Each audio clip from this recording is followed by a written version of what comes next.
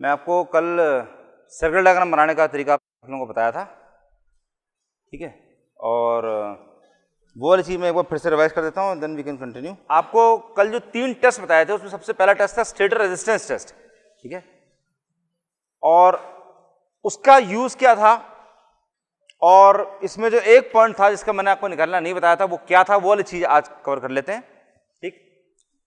और उसके बाद में इसके खाली न्यूमेरिकल करना रह जाएगा, which we can do tomorrow और व्हेनेवर, ठीक। तो देखिए,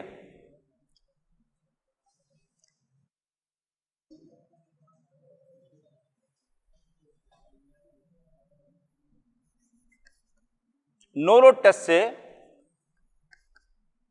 आपको मिल रहा है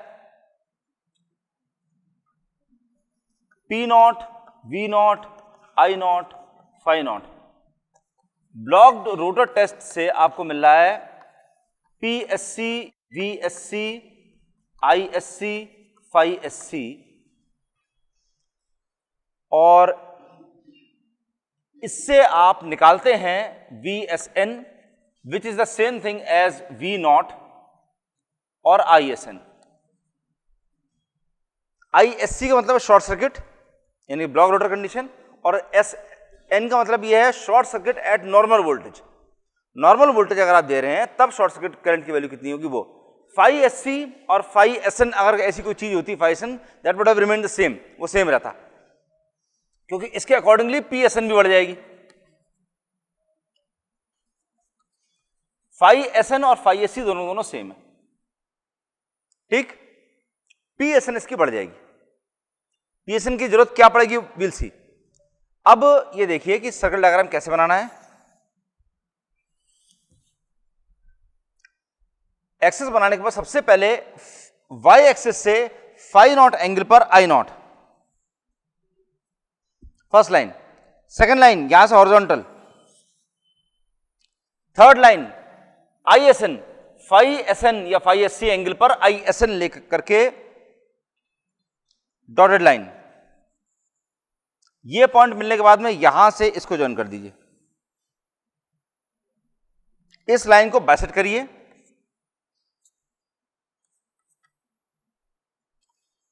और ये जहां भी इस लाइन को कट करे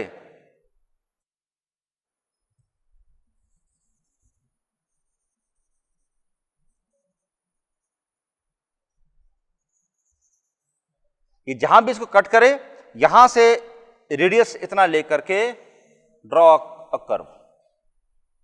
सर्किल डायग्राम कंप्लीट हो गया, और यहां से एक स्ट्रेट लाइन नीचे ड्रॉप कर दीजिए। इसको मेरे ख्याल से बड़ा करके बनाना चाहिए जिससे कि समझ में आए।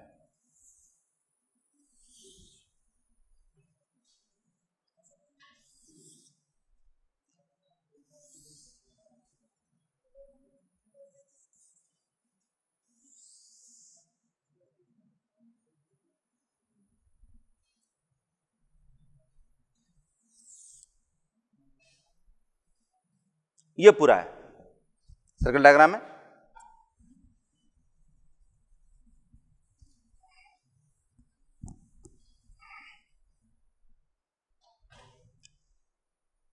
अब this is I not,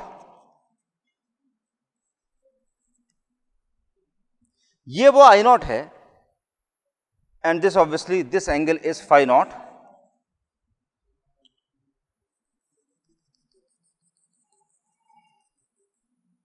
this angle is phi SC, और यहां से यहां तक का ये जो लाइन है, दिस लाइन इज ISN।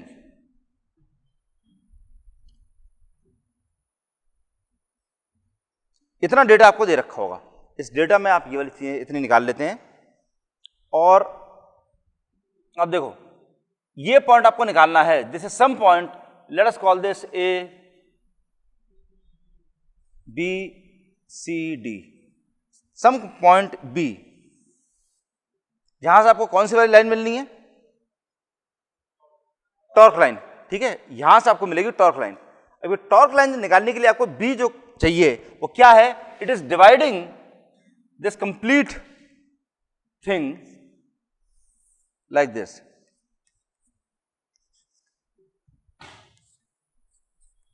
यहां से यहां तक दिस रिप्रेजेंट्स क्या, क्या चीज है ये?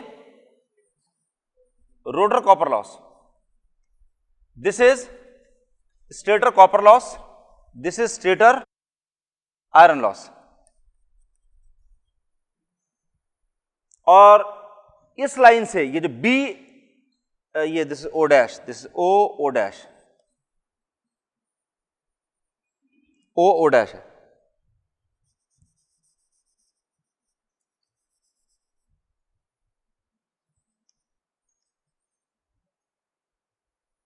तो बी ओ डैश जो है, this line is called the torque line. Torque line वो वाली लाइन है which separates the rotor copper loss and stator copper loss. Stator iron loss यानी कि जो कांस्टेंट लॉस है, as you can see they are constant. चाहे कितना भी लोड हो, मिनिमम करंट हो चाहे मैक्सिमम करंट हो, ये इसकी वैल्यू इतनी ही रहती. यहां पर भी इतनी है और यहां पर भी इतनी. जब मिनिमम लोड करंट जा रही है तब भी इसकी वैल्यू इतनी है, और जहां मैक्सिमम लोड करंट जा रही है वहां पे इसकी वैल्यू इतनी है, इससे ज्यादा नहीं हो रही. अगर आप इससे भी कम, नो लोड करंट की वैल्यू इससे कम कर दी जाए, आई नॉट की जो वैल्यू है, नो लोड करंट की वैल्यू आई नॉट से कम कैसे कर सकते हैं? कोई तरीका है? रेजिस्टेंस के अलावा और कोई तरीका? नो लोड करंट की वैल्यू आपको कम करनी है, लोड नहीं लगाना है उस पर. रेजिस्टेंस लगा देंगे कहां? रेजिस्टेंस कहां पे लगाएंगे? कहां पे? वाइंडिंग के पैरेलल रेजिस्टेंस लगा देंगे. बेसिकली आप ये वाला काम कर रहे हैं. अगर आप सप्लाई वोल्टेज कम कर दें, जितना सप्लाई वोल्टेज आपने दे रखा है इंडक्शन मोटर में, जितना सप्लाई वोल्टेज दे रखा है, वो सप्लाई वोल्टेज अगर आप कम कर देते हैं तब नो लोड करंट की वैल्यू और कम हो जाएगी, थोड़ा कुछ रेंज तक की. तब इन दैट केस आप ये देख रहे हैं कि नो लोड करंट की वैल्यू अगर कम हो रही है, अगर वोल्टेज सप्लाई वोल्टेज कम हो जाता है, तब इन दैट केस जो स्टेटर आयरन लॉस है इसकी वैल्यू कम होती आ रही है यहां पर. नहीं तो स्टेटर आयरन लॉस कांस्टेंट ही रहेगा. ठीक, दैट इज कांस्टेंट. अब ये O dash B is the torque line which separates rotor and stator copper loss. और इसके ऊपर ये जो लाइन है O dash A, this is known as the output line. और इस लाइन के ऊपर सर्किल तक यू गेट द आउटपुट. अब इसमें यह ध्यान दीजिए कि अब आपको दे रखा है, मान लीजिए इतना कोई इस सबकी वैल्यू दे रखी थी, उसके बाद आपको दे रखा है कि I1 की वैल्यू दे रखी है. नो लोड करंट मान लीजिए 1 एम्पियर है, और ISN की वैल्यू आपने कल निकाली थी 30 एम्पियर, मान लीजिए 30 एम्पियर है. अब आपको दे रखा है नॉर्मल करंट की value is for example 5 ampere. 5 ampere per इसकी वैल्यू कितनी कितनी है वो आप निकालिए. तो उसमें से कौन कौन सी वैल्यू आप निकाल सकते हैं वो देखो. 5 एम्पियर का स्केल लिख करके, इसे कट लिख करके यहाँ 5 एम्पियर का ये लगा दो, ये हो गया. और this is PQRST.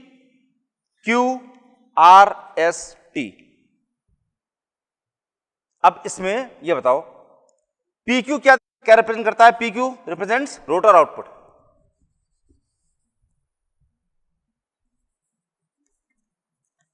Rotor output. QR rotor copper loss, rotor copper loss. Then RS stator copper loss. Then ST stator iron loss. कैसे निकाला जाता है वो आप बेसिकली करते क्या है कि ये जब लाइन आप बना देते हैं, उसके बाद में A से लेकर के D तक का जो है, A से लेकर D तक का ये क्या है? कोई मेरे को बता सकता है? Any idea? A से लेकर D तक का AD, what does the line AD represent? Total power loss.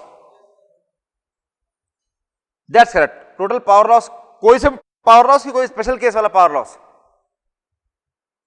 Total power loss in the blocked rotor condition. ठीक, total power loss in the blocked rotor condition. अब ब्लॉक रोटर कंडीशन में power loss कितना हो रहा है? Mechanical output कितना है? 0. तो लॉस जो है वो बेसिकली क्या है? Loss is equal to input, क्योंकि input is equal to output plus loss होता है. Input is equal to output plus loss. अगर आउटपुट की वैल्यू 0 है तो इनपुट बराबर लॉस. तो ये जब आपने लाइन पूरी ड्रॉ कर दी तब आप करते क्या है? ए से लेकर डी तक की आप लाइन को नापते हैं, मेजर करते हैं. ठीक है, और PSN की वैल्यू आप अलग से कैलकुलेट करते हैं. And then you find out कि PSN की जो वैल्यू है that is the power scale of this line. Power scale.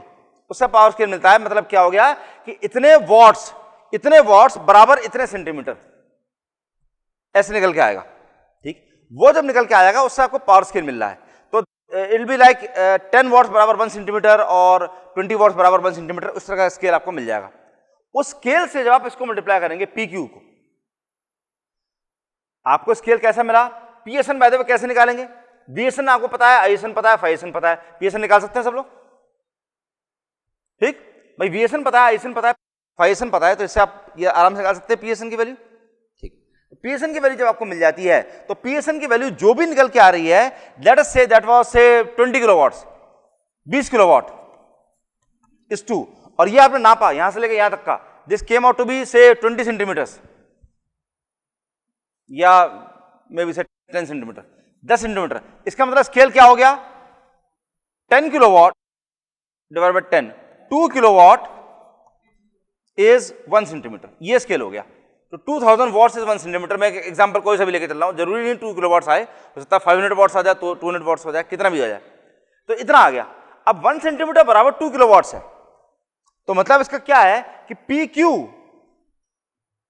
PQ जितना आपको दे रखा है, P से लेके Q तक का, बाय द वे एक चीज बताइए, VSN और ISN जो है ये लाइन वैल्यूज है कि फेज वैल्यूज है? लाइन वैल्यूज है। नॉर्मल मेजरमेंट जितना भी होता है सारा लाइन वैल्यूज के टर्म्स में होता है, तो these are basically the line values. तो लाइन वैल्यूज को इसका मतलब √3 से मल्टीप्लाई करेंगे, तो PSN will be equal to √3 VSN ISN FIS cos FISN। ठीक है, रिमेंबर दैट। इसका मतलब you need to multiply this by √3 as well. Anyway, तो किलोवाट की वैल्यू 2 किलोवाट बराबर 1 सेंटीमीटर हो गया। अब ऐसे में PQ की वैल्यू जितनी भी मेजरमेंट करने के बाद में जितनी निकल के आ रही है, that thing multiplied by 2 kilowatts will give you the value for rotor output, वो रोटर आउटपुट मिलेगा। ठीक है, उस तरह से आपको रोटर कॉपर लॉस मिलेगा, stator copper loss, stator iron loss. अच्छा, व्हाट इज PT? PT क्या है? Total input, that's correct. Total input, rotor input, rotor के अंदर टोटल इनपुट कितना गया? रोटर के अंदर टोटल इनपुट आपने कितना भेजा? स्टेटर इसके अंदर इंक्लूडेड? नहीं, that's actually total input, that's correct. It's not rotor input, it's basically total input, ये टोटल इनपुट ही है, दैट्स करेक्ट। रोटर इनपुट क्या है? रोटर इनपुट क्या हो जाएगा?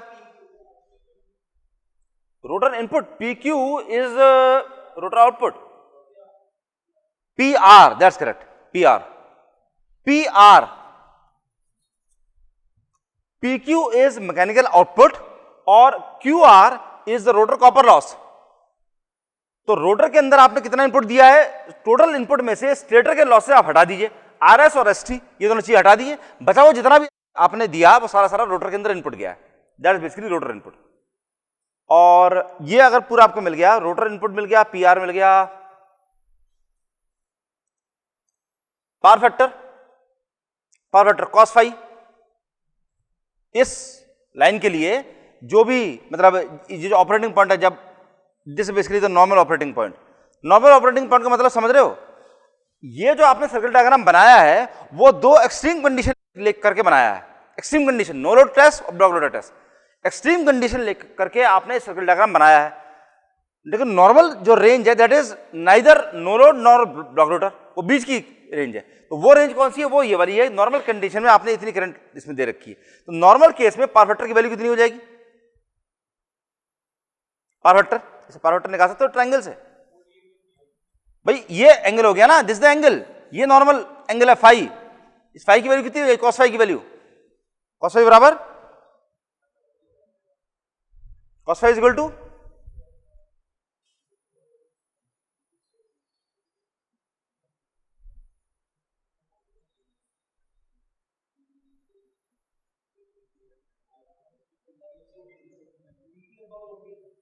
PT upon OP, that's correct. PT upon OP, ये angle, ये जो एंगल है this is the same as this angle, ठीक है, एडजेसेंट एंगल्स है, तो ये हो गया।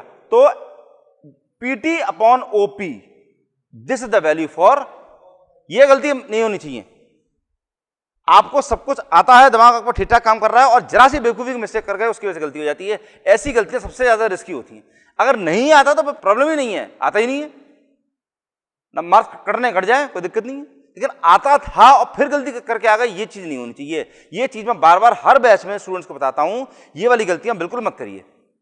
इसके लिए आपको you just have to be more careful, careful ज्यादा होना चाहिए बस, ठीक है। सो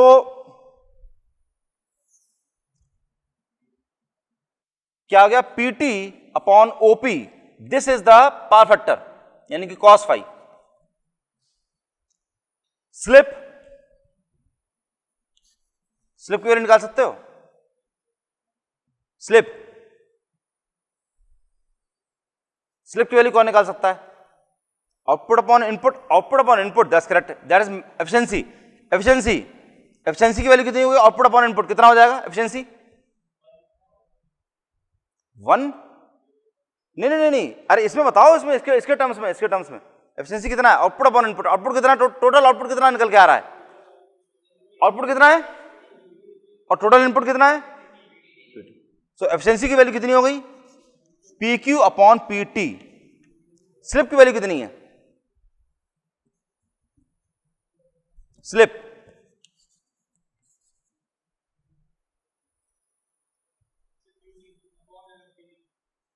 स्लिप की वैल्यू हो गई क्यू टी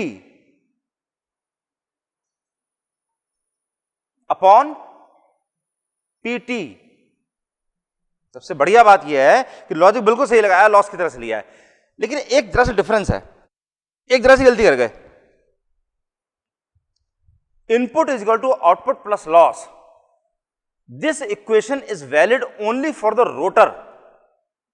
रोटर के अंदर आपने जितना इनपुट दिया है that is equal to rotor output upon rotor loss, stator इसमें इंक्लूडेड नहीं है। यह बहुत इंपॉर्टेंट पॉइंट है। जितना मैंने आपको, जितनी ज्ञान गंगा यहां पे सारी बहाई है, जितना भी आपको समझाने की कोशिश की है, उसमें यह सबसे इंपॉर्टेंट पॉइंट यह है कि इंडक्शन मोटर केस में 1 is equal to 1 minus S plus S, यही तो है इक्वेशन। इनपुट क्या है 1 is equal to output 1 minus S और प्लस लॉस प्लस एस। इसमें this equation is valid only for the rotor. इसका मतलब rotor input is equal to rotor output plus slip. मतलब रोटर के अंदर जो लॉस होता है, रोटर के अंदर कौन सा लॉस हो रहा है, रोटर कॉपर लॉस। अब निकाल सकते हो इससे, अरे वो वाला इक्वेशन जो निकाला था, P2 is to PM is to I2 square R2 is equal to 1 is to 1 minus S is to S। इससे निकालो, you know all the stuff। आपको PM की वैल्यू पता है, PM कितना है इसमें, PM इसमें कितना है, PQ is basically PM, rotor input, this is basically PQ जो है ये है PM। I2 स्क्वायर R2 कौन सा है इसमें,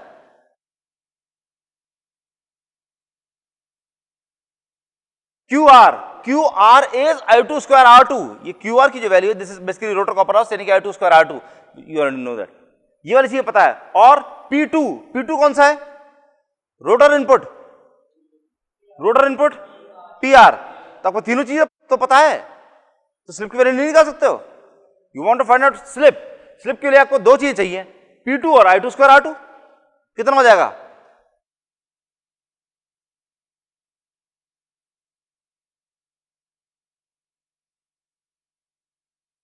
वो वाले फॉर्मूले जो मैंने सारे लिखे हुए थे, जो जितने फॉर्मूले सारे यहां पे लिखे थे, जिसमें लिखा था कि क्रॉस मल्टीप्लाई करने के बाद में लिखे थे कि P2 is equal to P2 into 1 minus S equal to PM into 1, P2 into S equal to I2 square R2 into 1। ये सारे फॉर्मूले जहां लिखे हुए थे उनको रेफर करके इसमें निकालो कि S बराबर कितना निकल के आएगा। S equal to QR upon PR, QR upon PR, that's correct. Slip is equal to QR upon PR, ये बिल्कुल सही बात है, QR अपॉन PR, ये स्लिप की वैल्यू है। क्यों, क्योंकि स्लिप इज इक्वल टू, इसको मल्टीप्लाई करो, S into P2 is equal to I2 square R2 into 1। इसका मतलब slip is equal to I2 square R2 upon P2। I2 square R2 क्या है, rotor copper loss, rotor copper loss क्या है, Q R upon P2, P2 क्या है, rotor input, rotor के अंदर इनपुट जितना दिया है, रोटर इनपुट कितना दे रखा है, PR upon PR, QR upon PR, ये बेसिकली वैल्यू होगी स्लिप की। ठीक, इसमें एक चीज और, ये चीज ध्यान दीजिए कि मैकेनिकल आउटपुट अगर आप यहां पर देख रहे हैं, नो लोड के जस्ट आगे चल रहे हैं, अगर यहां पे स्ट्रेट लाइन खींची जाए, ये थोड़ा मैं गोला इधर बना दिया है, तो यहां पर मैकेनिकल आउटपुट कम है, तो बढ़ता जा रहा है यहां पर, और जो एक्सट्रीम लिमिट ये वाली यहां पर भी अगर आप आउटपुट दे रहे हैं तो फिर से कम है, यही बढ़ता जा रहा है। इसका मतलब बढ़ते बढ़ते एक पर्टिकुलर वैल्यू आएगी जहां पर इसकी वैल्यू मैक्सिमम होगी। ठीक, that will be the maximum value, maximum mechanical output, maximum output. Maximum output की वैल्यू कैसे निकालेंगे, मैक्सिमम आउटपुट वो होगा कि जहां पर इस सर्कल का tangent will be parallel to this output line. ठीक, ये चीजें मैक्सिमम आउटपुट, मैक्सिमम टॉर्क, ये दोनों चीजें आपको जिस टाइम न्यूमेरिकल करने बैठेंगे उस टाइम ये वाली चीजें, क्योंकि you need this geometrical instruments, geometry के जो इंस्ट्रूमेंट्स है वो सारे आपको चाहिए, तभी उसके बाद आपको समझ में आ पाएगा मैक्सिमम आउटपुट कैसे निकालें, मैक्सिमम टॉर्क कैसे निकालें। लेकिन बेसिकली आप ये वाली चीज समझ सकते हैं कि आउटपुट का जो परपेंडिकुलर है, इस आउटपुट लाइन का परपेंडिकुलर जहां भी इस सर्कल को हिट करेगा, वो पॉइंट, एक लाइन आपने मान लीजिए आउटपुट पर परपेंडिकुलर बनाया, सेंटर से, इसके सेंटर वाली लाइन से परपेंडिकुलर बनाया, वो इस सर्कल को जहां भी हिट करेगा, नहीं, इस सर्कल के सेंटर से इस पर परपेंडिकुलर डालना, सॉरी, इस सर्कल के सेंटर से, इस सर्कल के सेंटर से इस आउटपुट लाइन पर परपेंडिकुलर डालो, this should be 90 degree, not this. ये सर्कल को जहां कट करेगा, यहां से लेकर के जो ये होगा, this will be the maximum output. उसी तरह से सेंटर से लेकर के टॉर्क लाइन पर परपेंडिकुलर डालो,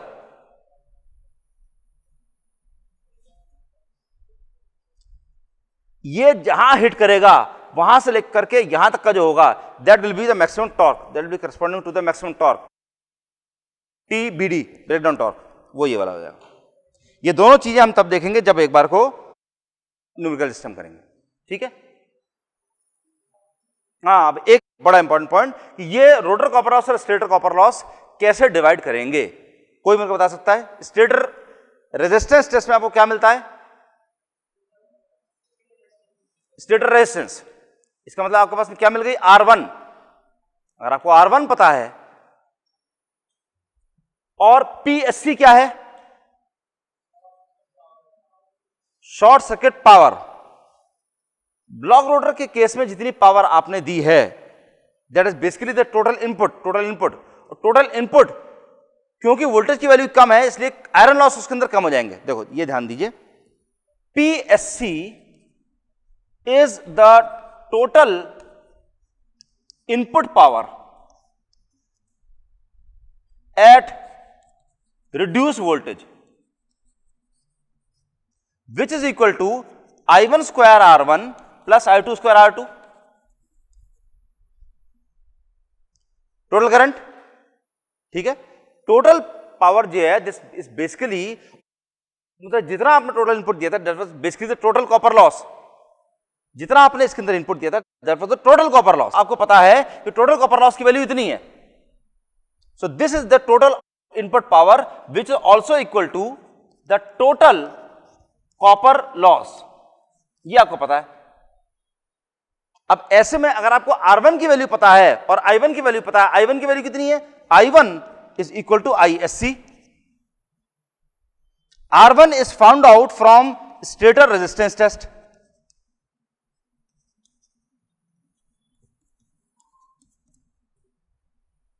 अगर आपको I1 पता है, R1 पता है और I1 square R1 plus I2 square R2 पूरा ये दोनों चीजें पता है, टोटल कॉपर लॉस, तो क्या इससे आप इन दोनों के बीच में रेशियो निकाल सकते हैं? It's only matter calculating the ratio, that's all. तो बेसिकली आप ये काम कर सकते हैं कि आपको ये पता है total copper loss. Total copper loss कितना होगा इस केस में? यहां पर इस लाइन में टोटल कॉपर लॉस कितना है? AC। Total copper loss this is AC। I1 square R1 ये क्या है? A स्टेटर कॉपर लॉस, मतलब कितना हो गया इसमें? BC। Simple, this is BC, that's it. Stator resistance आपको I1 स्क्वायर R1 पता है, टोटल कॉपर लॉस पता है, तो बेसिकली पॉइंट क्या है, I1 square R1 upon PSC is equal to BC upon AC, that's all. आपको I1 पता है, R1 पता है, PSC पता है, BC पता है, AC पता है, सारी चीजें पता है, मतलब इसमें AC आपको पता है, AC पता है, आपको B निकालना है, BC की वैल्यू आपको निकालनी है। इसकी वैल्यू आपको पता होगी, इसकी वैल्यू आपको पता होगी, इसकी वैल्यू पता होगी, तीनों वैल्यू पता होंगी तो BC की वैल्यू मिल जाएगी आप लोगों को आराम से। BC की वैल्यू C से लेकर के B तक का कट लगा दीजिए, that is the point B, जोड़ दीजिए। Clear? This gives you the value for the torque line बनाने के लिए।